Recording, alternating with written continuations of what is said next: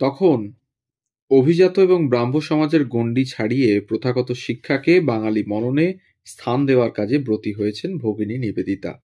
আরও আগে বিদ্যাসাগর, বেথুন সাহেব, প্যারীচরণ।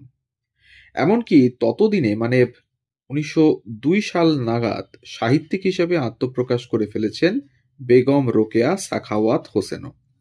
ধীর লয় হলেও শুধু শিক্ষা নয়, বঙ্গ সমাজে নারী শিক্ষা অগ্রগতির বীজ বপনের কাজ শুরু হয়ে গিয়েছিল। 1913 সালে কলকাতায় এমন এক প্রতিভার জন্ম হয়, যার নামে 2019 সালে মহাকাশে আরও উজ্জ্বল হয়ে ওঠে একটি নক্ষত্র।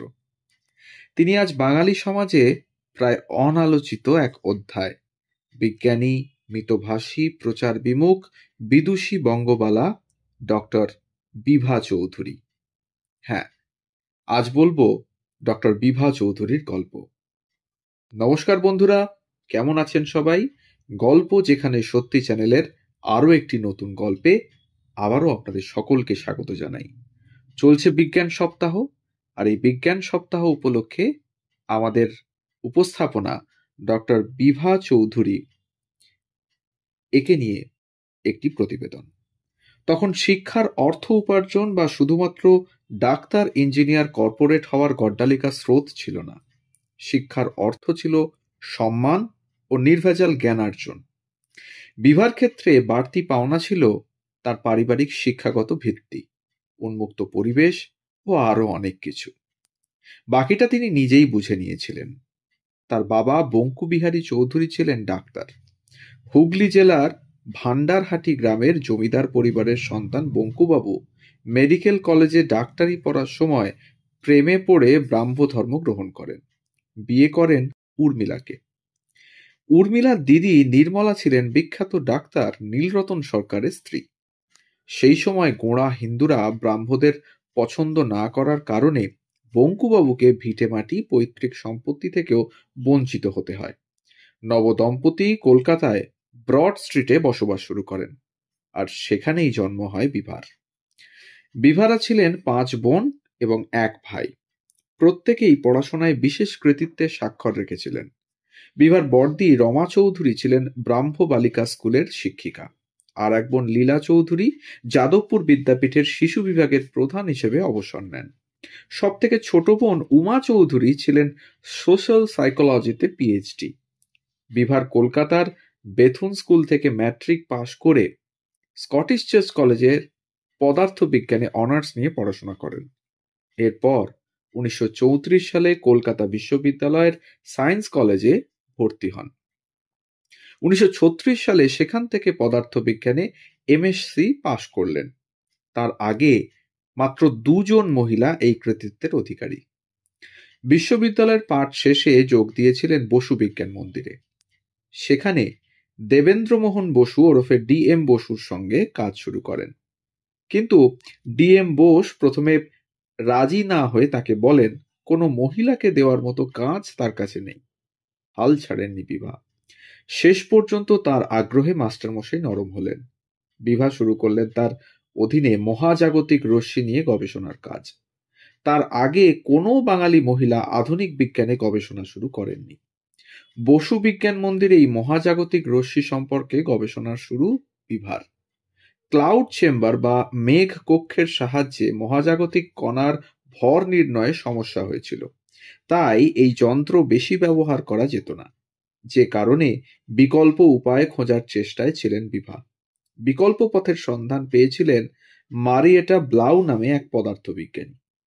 সেই উপায়টি ভারতে এসে সায়েন্স কংগ্রেসে বলেছিলেন বোথে ও টেলর। তা শুনে এই কাজ এগিয়ে নিয়ে যাওয়ার কথা বিভাকে বলেন ডিএম বসু। তারপরেই ফটোগ্রাফিক প্লেট ব্যবহার করার সিদ্ধান্ত নেন বিভা ও বসু। এই প্লেটে মহাজাগতিক রশ্মি এসে পড়লে প্লেটে থাকা আয়োডাইড সিলভার অর্থাৎ রূপো ও আয়োডিনে ভেঙে তা রূপোর প্লেটে আটকে যায়। এই বিন্দুগুলো দেখলে বোঝা যায় যে মৌলিক কণা কোন পথ দিয়ে গিয়েছে। 1941 সালে বিভা ও বসুর ভর নির্ণয় সংক্রান্ত গবেষণাপত্রটি বিখ্যাত পত্রিকা নেচারে প্রকাশিত হয়। গবেষণার জন্য ফটোগ্রাফিক প্লেটগুলিকে তারা দার্জিলিং, সান্দাকফু ও ভুটান সীমান্তের কাছে ফারি জং নামে এলাকায় নিয়ে গিয়েছিলেন। দুই ধরনের কণা মিউন আর পায়নের ভরের তফাৎ করতে পারেননি বিভারা, কিন্তু হাফ টোন প্লেট ব্যবহার করায় ভর নির্ণয় সঠিক ছিল না। সঠিক ভর পরিমাপের জন্য দরকার ছিল ফুল টোন প্লেট, কিন্তু দ্বিতীয় বিশ্বযুদ্ধের কারণে ওই প্লেট ব্যবহার করতে পারেননি বিভারা। পরবর্তীকালে গবেষকরা জানতে পারেন বিভারা পায়নের কথা ভেবেছিলেন। সেই পায়ন প্লেটে ধরা দিলেও বিভাদের পরীক্ষায় ভর এক এক রকম আসছিল, ফলে আলাদা করে চিনতে পারেননি তারা, যে কারণে প্রকাশিত প্রবন্ধে পায়নের কথা তারা লেখেননি। পরে 1947 সালে ব্রিটেনের সেসিল পাওয়েল ফুলটোন ফটোগ্রাফিক প্লেট ব্যবহার করে সাফল্য পান। বিভাদের পদ্ধতি ব্যবহার করে আরও উন্নত গবেষণা চালিয়ে 1950 সালে পদার্থবিদ্যায় নোবেল পুরস্কার পান পাওয়েল। তার নোবেল পুরস্কার পাওয়ার পেছনে আরও অনেক আবিষ্কার ছিল বটে, তবে বিভাদের অসমাপ্ত কাজও তার মধ্যে ছিল। গবেষকদের মতে সবকিছু ঠিকঠাক থাকলে নোবেল পেতে পারতেন ডিএম বসুই, কারণ পরিকল্পনাটা ছিল তাঁরই, আর এই নোবেল প্রাপ্তির সঙ্গেও জুড়ে যেতে পারত বিভার নামও। তবে তা না হলেও পদার্থবিদ্যায় বিভার অবদানে বিন্দুমাত্র ভাটা পড়ে না। 1949 সালে সদ্য প্রতিষ্ঠিত টাটা মৌলিক গবেষণা প্রতিষ্ঠানে যোগদানের জন্য বিভাকে বাছেন কে জানেন? স্বয়ং হোমি জাহাঙ্গীর ভাবা। ওই বছর সেখানে যোগ দেন বিভা এবং 1957 সাল পর্যন্ত সেখানে কর্মরত ছিলেন তিনি। Saha institute of nuclear physics ও the Indian association for the cultivation of সায়েন্সেও গবেষণার কাজে যুক্ত ছিলেন বিভা। টিআইএফআর বা পিআরএল এর আর্কাইভে তার কাজ সম্বন্ধে অনেক তথ্য মেলে। তার সমসাময়িক ভারতীয় বিজ্ঞান কংগ্রেসের প্রথম মহিলা সভাপতি, ভারতীয় বিশ্ববিদ্যালয়ের প্রথম মহিলা doctorate of science Asima Chattopadhyay যে তুলনায় দেশে বিদেশে পরিচিতি পেয়েছিলেন, তার উল্টো পথেই হেঁটেছিলেন বিভা। স্বেচ্ছায় রয়ে গিয়েছিলেন অন্তরালে, কিন্তু 1991 এর 2রা জুনে মারা যাওয়ার আগে অবধি গবেষণাটা জারি রেখেছিলেন। বিজ্ঞানে বিরল কৃতিত্বের জন্য 2019 সালে বাঙালি মহিলা বিজ্ঞানী বিভা চৌধুরীকে সম্মান জানাতে প্যারিসের ইন্টারন্যাশনাল অ্যাস্ট্রোনমিক্যাল ইউনিয়ন তার নামে একটি নক্ষত্রের নাম রাখে। বিভা নামের এই নক্ষত্রটির যে গ্রহ বা এক্সোপ্ল্যানেট, তার নাম রাখা হয়েছে সংস্কৃত শব্দ সান্তামাসা, যার অর্থ মেঘে ঢাকা। মেঘে ঢাকা প্রকৃতির কারণেই এমন নামকরণ করা হয় গ্রহটির। নক্ষত্রটির আগের নাম ছিল HD 86081। নক্ষত্রের নামকরণের জন্য সব দেশকে আহ্বান জানানো হয়েছিল।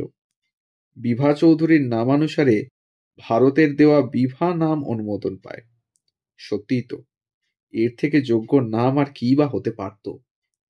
তো এই ছিল আজকের গল্প, ডক্টর বিভা চৌধুরীর গল্প, একজন যথাযথ পদার্থবিদের গল্প, একজন প্রথম সারির পায়োনিয়ার বলা যেতে পারে, পদার্থবিদ্যার এক প্রথম সারির মহিলা বিজ্ঞানীর গল্প, যার নাম হয়তো জুড়ে যেতে পারত একজন নোবেল লরিয়েট রিসার্চারের সঙ্গে, কিন্তু ভাগ্যের জোরে হয়তো সেটা সম্ভব হয়নি।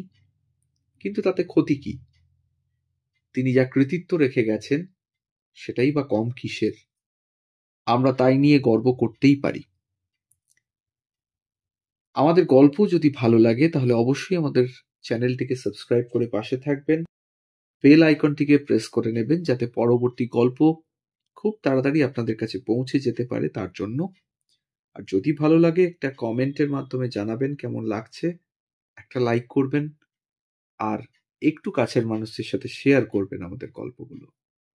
সবাই ভালো থাকবেন, সুস্থ থাকবেন, আর শুনতে থাকবেন গল্প যেখানে সত্যি। ধন্যবাদ।